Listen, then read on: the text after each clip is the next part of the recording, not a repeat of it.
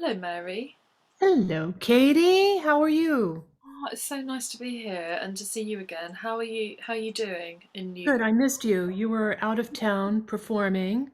I Yeah. hear you're doing a little concert in the Isle of Wight. Tell us about that. Yeah, that was a really amazing concert. I was playing for the commemoration of the 80th anniversary of the Błyskawica, the Polish warship that helped in the defence of cows. I met some incredible people over the weekend, including the sailors who and the commandant of the Vodnik training ship that had basically travelled all the way from the Baltic in Gdynia all the way to the Isle of Wight. And I was meeting the people of Cowes who remembered the German bombs on the island. I met a lady called Maureen whose family were killed in the first bomb on the Isle of Wight by a German plane. So it was a very emotional weekend, and we performed and remembered and celebrated the victory of the Allies during the Second World War, and of course the Polish contribution to that. And Mm, a huge part, the Błyskawica is a real star on the Isle of Wight. wonderful. So, thanks everyone for joining us. For those of you who don't know us, Katie, tell us a little bit about who you are. Well, I'm a British songwriter with Polish roots, and I've released a trilogy, my recent trilogy of albums inspired by the Polish Second World War experience. And I'll pass it through to you. And I'm Mary Skinner. I'm an independent filmmaker, and my film about Irena Sendler was broadcast on national PBS here in the US to millions and millions of viewers beginning in 2011. And lots of other projects have come out of that. And I was inspired to do the film because my mother is Polish, and I had always longed to know more about her history during World War II. So that's what we're going to be talking about today, right, Katie? Yeah, and if you just could subscribe to this podcast series, we're also on Spotify as well, so you can find us there. So just yeah, if you want to find out more about our episodes, please do join us and submit some topics for discussion. We're really open to that. Um, so I'm going to let Mary take over here. Well, I think we're in the middle of an anniversary week, or it's around the time when we're talking, especially people from Poland are talking about the brave soldiers who fought at Monte Cassino during World War II. And a lot of people don't really understand why there were Polish soldiers fighting alongside the British and the Americans in that battle. They were some of the bravest, by the way. So, Katie, tell us a little bit more about how they ended up being in Italy. Well, it's a very complicated and long story. But Poland was an ally of the Allied forces. Obviously, it was at the end of the war, it was the third largest Allied military coalition force at the end of the Second World War after the US and the UK and then Poland. Um, During the Second World War. I'm going to keep it really quite brief history of this, but obviously, 1st of September, Germans invaded Poland, and on 17th of September, the Soviet Union invaded Poland. And I know that you know this, Mary, of course, due to the Molotov-Ribbentrop Agreement that was signed on the 23rd of August. And that meant that half of Poland was enslaved to Germany in the Third Reich, and half of Poland was enslaved to the Soviet Union. And nearly 2 million Poles were transported to Siberia and to Stalin's white slave trade across Siberia. And the most amazing army that had come out of this whole experience, there was an agreement between General Sikorski and Maisky. Um, Although Stalin was very reluctant to let his slaves go easily, but those people that could have the information and could have the opportunity to find some kind of money to buy train tickets to join the Allied forces were allowed to leave the gulags. Um, and this is what's so remarkable about the Battle of Monte Cassino, especially the Second Corps Polish army, because the majority were civilians who had been stolen as slaves and Mm. then found themselves in Siberia and then found themselves with the British troops. Obviously, they were starving prisoners, so they had to be deloused. Lots of they had travelled over 3 to 5,000 kilometres, some of them, by the time they reached the British forces, and from then they started their journey fighting with the Allies, and the end at the end had a Polish victory at the Battle of Monte Cassino on the 18th of May, 1944. So those Poles who ended up in Italy had trekked from Siberia, and they were wasn't the part of the reason why they were allowed to leave is in 1941 was because Russia changed sides essentially, and became allied with the Allies and gave them quote unquote amnesty, gave all those people amnesty, but by this time they had been doing slave labor for a couple of years. They were starving. The families, the women and children, many of them had died, and in order for them to get out, they had to walk basically or take trains. But they ended up um, in DP camps all over Yeah. in Iran, Iraq, and Africa, and then the young men made it over to Italy, uh, where they joined up.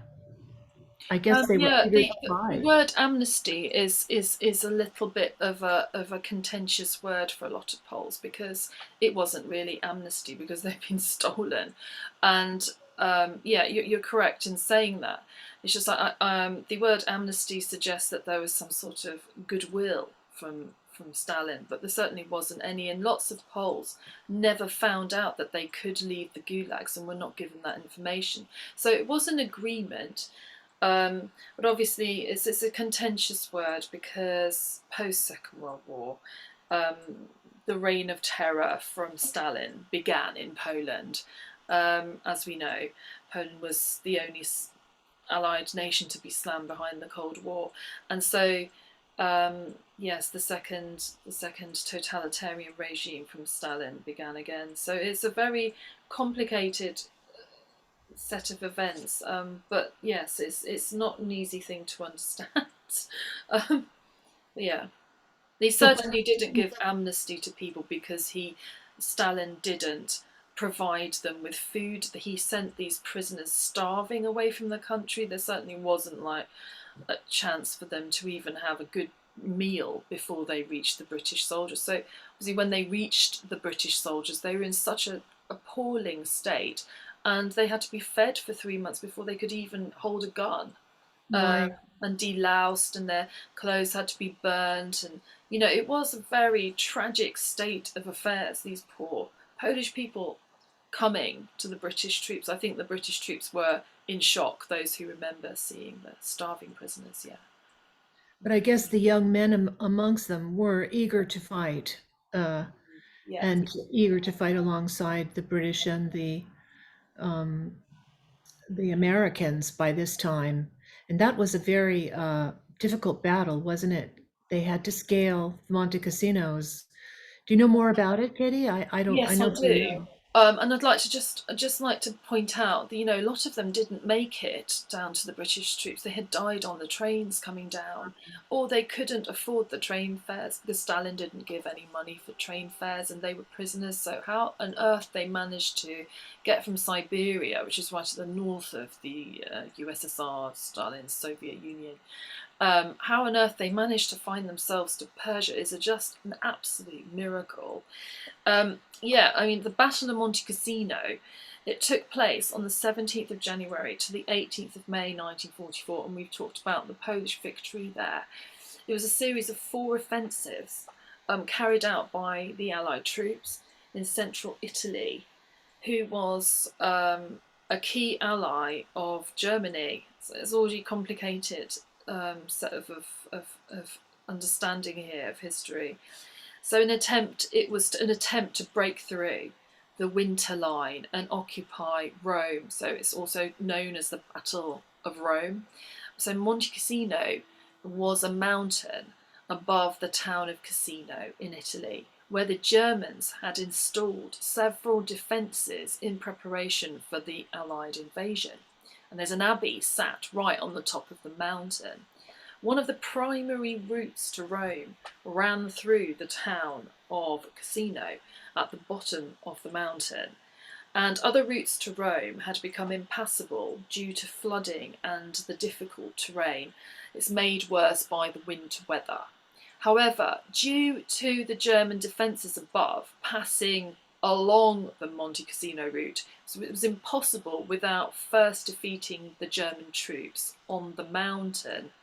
So the Allied troops landed in southern Italy about September 1943, but only had limited progress due to the harsh winter and the Axis defences.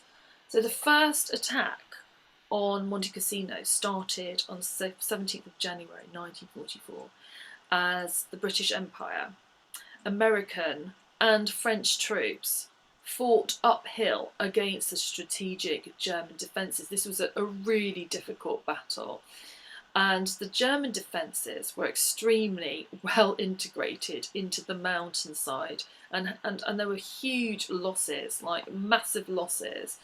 The Allies pulled back on the 11th of February. The Allies suspected that Germany was using the abbey, which was on top of the hill, and bombed it, starting the second offensive of the battle in 15th of February 1944. It's quite a complicated battle. So after a good 4 months of fighting, there were lots of setbacks and fighting, and I spoke to a number of veterans who had fought in the Battle of Monte Cassino, including Oton Hulatsky, who I met on the Isle of Wight this weekend, and he's 100 years old, by the way. He's just an incredible tour de force. And it was complete chaos. There were families fighting, and the mountainside had just turned into mud, a pit of mud. It was very, very chaotic. People were screaming and didn't know who. It was a very chaotic battle, and the Allies had many. There were lots of belligerents in this battle. Nations engaged in the war, including India, United States, United Kingdom, a Free France, Poland, Canada, New Zealand, South Africa, and Italy. So many belligerents in this battle, so many people. 240,000 men. For the Allies, this is the 1,900 tanks, 4,000 planes, and Germany had 140,000 men and 20,000 casualties. The Allies had 55,000 casualties. Polish victory on the 18th of May 1944. Just a remarkable victory, considering what we had just talked about. The majority of the Polish soldiers who managed to put that flag that hangs now in the Polish Institute and Sikorski Museum. If anybody wants to see that flag, please visit the museum. Remarkable victory, considering that most of those soldiers were civilians. I'm here in the US, and every once in a while have opportunity to speak to veterans. I did in the past. Many of them are no longer with us, but US veterans who fought at Monte Cassino. Often Italy was a second tour of duty for them. They had started out in Northern Africa, and those who survived then went on to fight in Italy. And to a number, they all said over and over and over again, you have no idea how brave those Polish soldiers were, how courageous they were, because I think they had somehow been hardened by that experience and they had absolutely no fear. And this mountain that they were scaling was not a hill, it was a mountain. It was A straight up, massive mountain. straight up. Without this victory, they wouldn't have opened the road to Rome, and we would have just. It was a very important moment in the battle of an Allied victory during the Second World War. Yes, so what was fascinating on the 17th of May, one day before the victory, a couple of Polish musicians, Feliks Konarski, who wrote the lyrics, and Alfred Schütz, who wrote the music, wrote a song, composed a song on a ukulele. And this song is a very, very famous song all across Poland and the Polish nation and across the Polish diaspora worldwide. Czerwone maki na Monte Cassino, which means red poppies on Monte Cassino. It's a very, very moving song, and very well. And most people who sing, this song, it's a very patriotic song. It's like the second national anthem of Poland, actually. So most people stand up when they sing this song in honour of the Polish victory. So, Will you sing have it you for heard us? this? What a treat! What a treat! If you will sing it for us, Katie. Have you heard this? You've heard this song a lot, haven't you? Not recently, but I know how moving it is when you play it. Yeah, I was at the 75th and 70th anniversary of the Battle of Monte Cassino, with Pani Grodziszewska, who was actually in the 317 Polish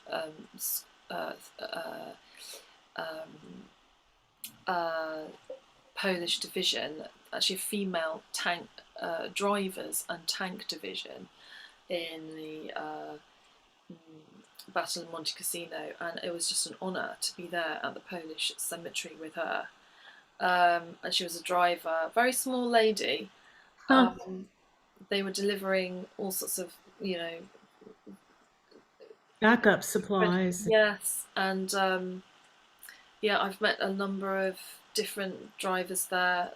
Incredible spirit, and she actually walked with Prince Harry up the main route into the Polish cemetery, but she had forgotten her medals in England and she didn't have her glasses, so she didn't know who she was walking with, which I just thought was really fantastic. So a big shout out to Pani Grodziszewska, a wonderful Polish veteran of Monte Cassino and a survivor of Siberia. And there's many, many people that I can mention at this point. I'm going to dedicate this song to all of you.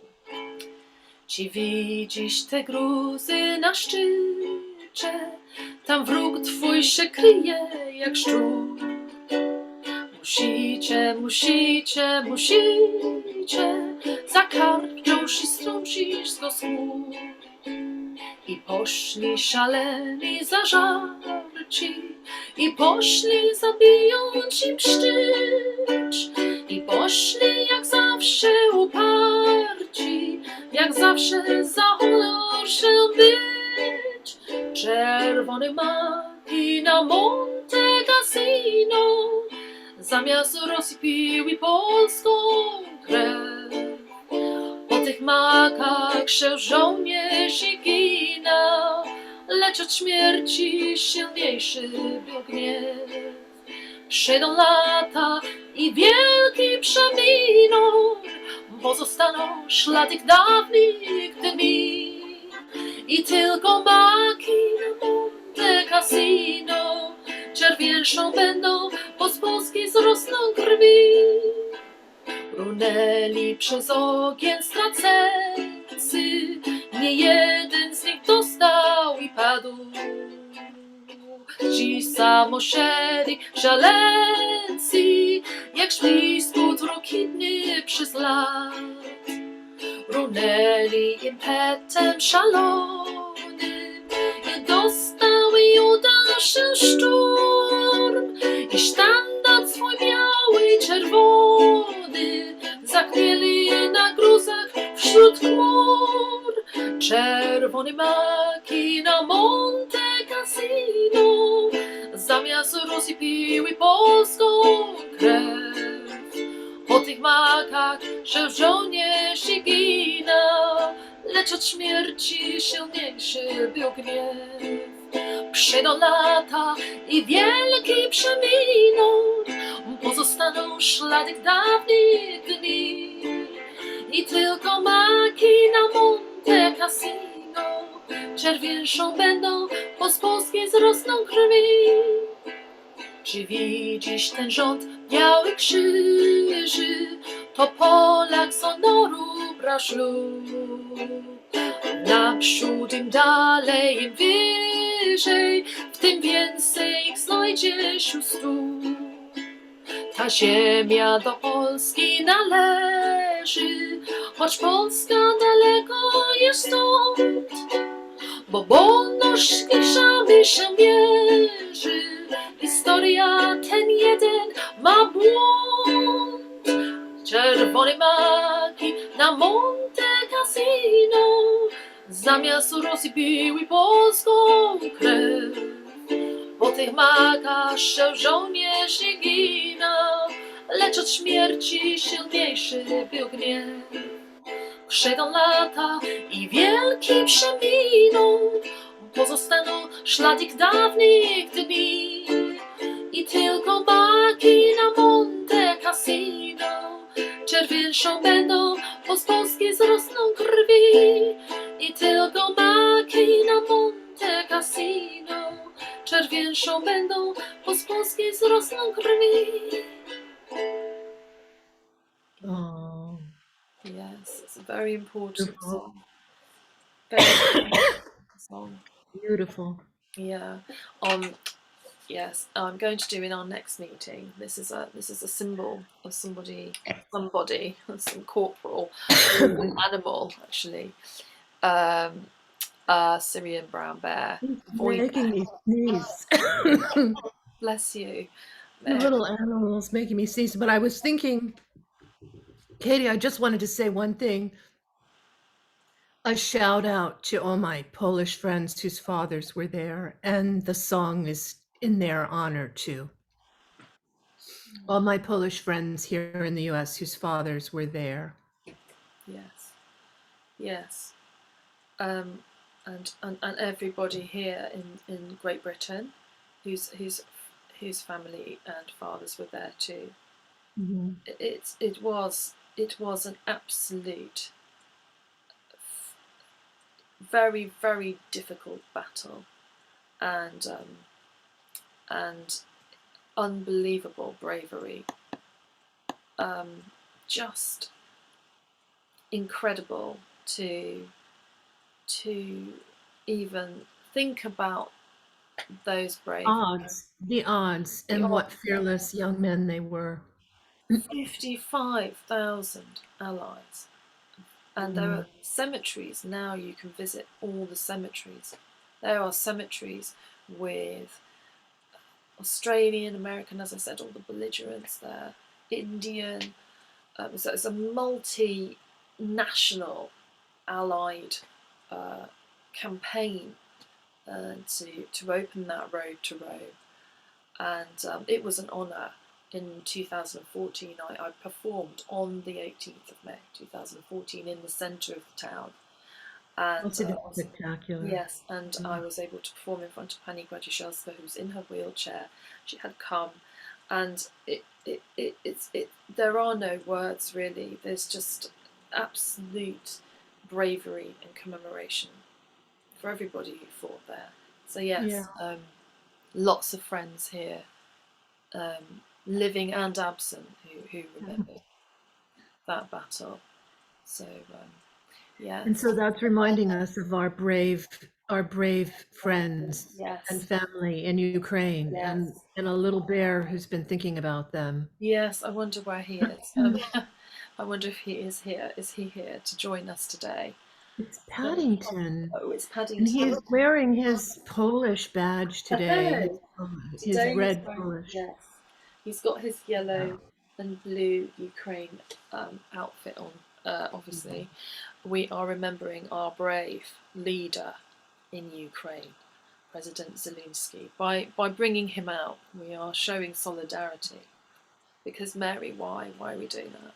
Because our brave President Zelensky was the voice of Mr. Paddington Yeah. in another life, and he's such a talented man. He's done so many things, and he's such a man of the people, and he's so fearless and brave, and he stands for great leadership.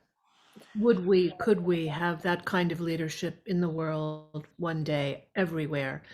But Paddington is thinking of the people who are there suffering, thinking of the people who've had to leave their homes, who've lost their loved ones, lost their way of life. And we hope that Paddington can be of some comfort to them.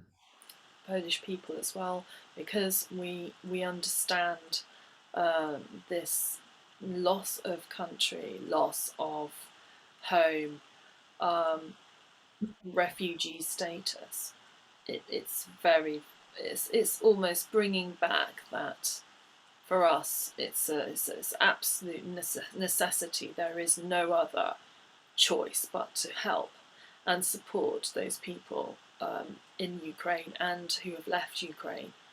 Um, Not only gather their confidence again, but help them in this extremely dark hour. There are no words. This week I have been with the Ukrainian community in London, and this is extremely important. There is no other choice but to support. And we're leaving some links at the bottom of the YouTube page. We're leaving some links if you're interested in offering any kind of support in the UK or the US. Yeah. We're leaving some links for how you can help. I've also got a drivers group that's driving from um, London and across the UK, Britain. We take SOS emergency supplies, medicine. We desperately need Motorola 4400 radios that have 5 kilometre range capacity. So if anybody has a supply of those, they're quite expensive. They're about $300 in America, or just for one handset, but they are needed for evacuation of civilians in the combat areas, in the red zone areas. So there's an appeal, please, if anyone has any chance of either funding some of these radios, handsets, then please get in touch. And also we need packing tape. Anyone who has any supplies of packing tape for boxes, please get in touch or deliver it straight to the Ukrainian Social Club in Holland Park, London. Yes, so please also just keep in touch, and every little prayer and thought helps. And even every little gesture. I have a lovely friend called Ella who is watching. She is organising the collection of food that's been reduced from supermarkets at the end of the day, and is taking them and sharing them, and things that are being sent over. So even something as so meaningful as that goes a long way. So yeah, we can all help in a little way as much as we can. And obviously this series as well is hoping to share a talking forum for this. Thank you, Paddington. Thank you, Katie, for your beautiful music. Yeah, thank you, and see you on the next one, where we'll be talking about another bear. Another bear. Yeah. Okay. Bye, everyone. See you later. Bye.